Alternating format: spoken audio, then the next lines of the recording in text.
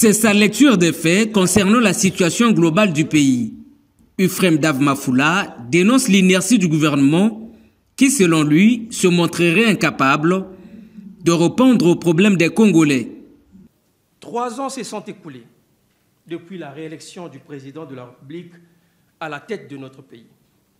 3 longues années durant lesquelles certains de nos compatriotes, avec un peu d'optimisme, ont espéré un changement, une amélioration de notre situation.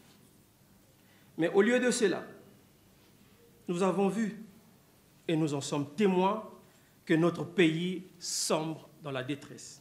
Lors de la cérémonie d'échange de vœux avec la presse nationale et internationale, le président du parti Les Souverainistes est aussi revenu sur le chômage, l'éducation ainsi que le sport en République du Congo.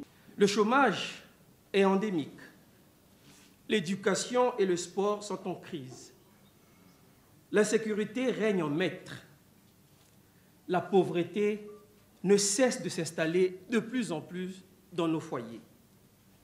Que dire de l'eau et l'électricité, qui sont pourtant 2 ressources essentielles à la vie humaine, mais qui demeurent souvent rares dans les grandes villes comme Brazzaville et Pointe-Noire. Les inégalités se creusent davantage.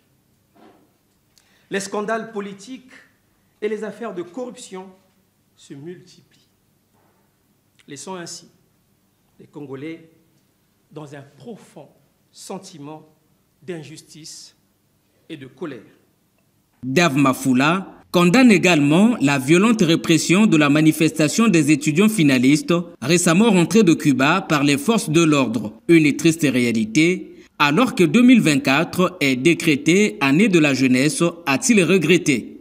Alors que l'année 2024 est déclarée par lui comme année de la jeunesse, nous assistons déjà à la molestation des jeunes. En effet, ce qui s'est passé avec les jeunes médecins formés à Cuba est inadmissible. Dans un État qui se dit ou qui se veut État de droit. En vrai, ces jeunes ne demandent rien d'autre que d'être rétablis dans leurs droits. Ils ont été formés, non pas pour rester à la maison, mais pour servir le peuple congolais. Cet acteur politique demande par ailleurs la libération d'André Okombi Salissa et de Jean-Marie Michel Mokoko, 2 opposants condamnés par la justice congolaise à l'aube de la présidentielle de 2016.